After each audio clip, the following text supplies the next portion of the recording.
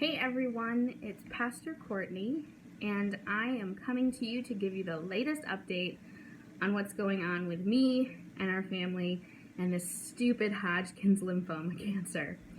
So thank you first off for all of your prayers. This past Tuesday, our care team in Lancaster met. It's the Lymphoma Tumor Board, and they put their heads together kind of like on that TV show Dr. House and figure out the best way forward to treat me. And of course there's things they want to consider, like not only what is going to cure, not postpone, but cure this Hodgkin's lymphoma, but also what we can do that will get that result that will be the easiest on not only my body, but also on our family. So we heard from them, and here's what's going to happen.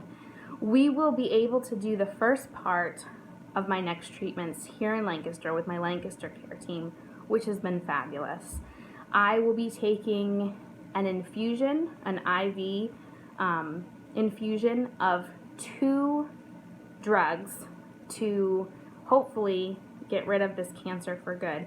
The first is a targeted cancer therapy, and this specifically looks for the CD30 antibody that Hodgkin lymphoma cells give out, and it specifically attacks those cells.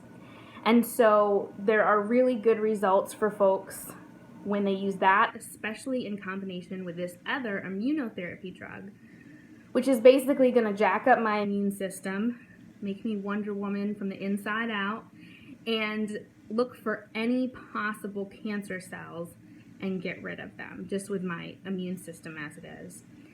The side effects are different from chemotherapy, so we're hoping that I have as few of those as possible. The main one that I'm kind of expecting is neuropathy, fatigue always, but neuropathy, which I did have from my first ABVD chemo.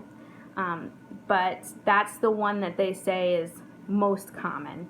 But please keep me in your prayers and for as few side effects as possible. I'd love to be the neuropathy exception because I already have some from the first thing and it's not fun. The thing that'll come after this infusion treatment, well, first we'll get a PET scan after that, and that's going to see how the cancer is. Is there any more cancer in me? Or at least is it showing up on a PET scan? And I say that because sometimes when you have a PET scan, it can be clear, and there isn't any bright spot that shows like the uptake of the particular radioactive material that says, hey, this is a cancer cell. But sometimes it's because there's like so few cancer cells, but you don't want any, but so few that it doesn't pick up on the PET scan. So that's why sometimes you can have a clear PET, but you still go on for more treatment. So I'll have a PET scan about July-ish, and then there'll be one of 2 options right now that we have on the table. The first is something called proton radiation. And proton radiation is a specialized form of radiation, a little bit different than what people might commonly go through. With proton radiation, and this is specialized, it has to happen out in Philly. That's one of the hospitals that has it. It is meant for tumors that are in very sensitive areas to prevent excess radiation from hitting any sensitive spots. So, for example, lucky me, I have a lymph node tumor near my thyroid, close enough to my thyroid, and also the one that was in my chest. This was the one that y'all knew I was dealing with before we knew it was cancer, that I started to have some issues with chest pains and trouble breathing. Wow, that was a year ago almost. And so we want to make sure that we protect the thyroid as much as possible, we protect my heart and my lungs as much as possible. So proton radiation is the specialized form of that therapy that we would go for. It's a different way of delivering the radiation, but it's similar in how you go through it. You're, in this case, fit for a mask that makes you stand really still. You go Monday through Friday for treatments, so on and so forth. The other option that's on the table that I'm hoping we might be able to do the radiation instead of is something called an autologous stem cell transplant or an auto stem cell transplant. And what this is this is wild stuff. Medical technology is so amazing. Like, to think that God is like working through people to develop these techniques and to understand the body is just so cool. So what happens is you take some of my blood, stem cells, immune system, all of that, and you put it aside, and then I would get a super high hardcore dose of chemotherapy, I think for about like a week straight. And this kind of chemotherapy for a week straight would kill you. But they keep those stem cells, and after you've gone through the chemotherapy, and that chemotherapy has killed every cell in your bloodstream, not just the cancer cells, I mean, it doesn't live past that, then they reintroduce your previous stem cells, and the hope is that they were clean anyway, and that repopulates and restarts your immune system. And you're basically like a baby. They call it your rebirth day because you are growing your immune system from the start. Obviously, that's a lot harder on the body.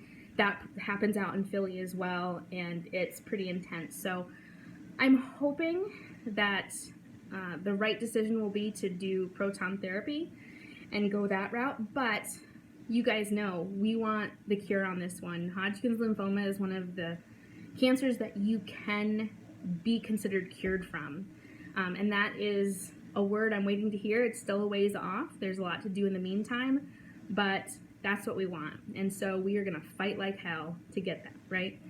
So please keep, please keep me and Ben and Alice Ann and Charlie in your prayers. My mom too, she, as you know, lives nearby, and she's with us too. It's our family of 5. And know that we love you guys and we miss you, and we're so thankful for the prayers and the support, because that's what gets people through, truly. Not just the patient, but the caretakers as well. I'll be giving an update next when I have information to share. You literally know as much as I do right now, so you are in the know completely. And we do try to share as much as we can as soon as we're ready. Sometimes it takes a little bit of time to process, and it's tough. But I also wanted to offer the opportunity to ask me some questions. What are your questions about cancer? About Hodgkin's lymphoma specifically, maybe about what I have gone through or what I'm going through. If you have any questions about our family, I promise you we'll have a video soon with the stars of Erska's Holler, which are Alice, Ann, and Charlie. We'll get them to you soon. But leave a message somewhere, shoot me a text with questions you'd love to hear me answer, because we want to share this experience as much as we can with you guys. You know, when I was diagnosed with the Hodgkin's lymphoma, I've walked with people through it, but I have never, you don't know until you've gone through it. So I want to offer that opportunity to you, and we will talk to you guys soon. Bye.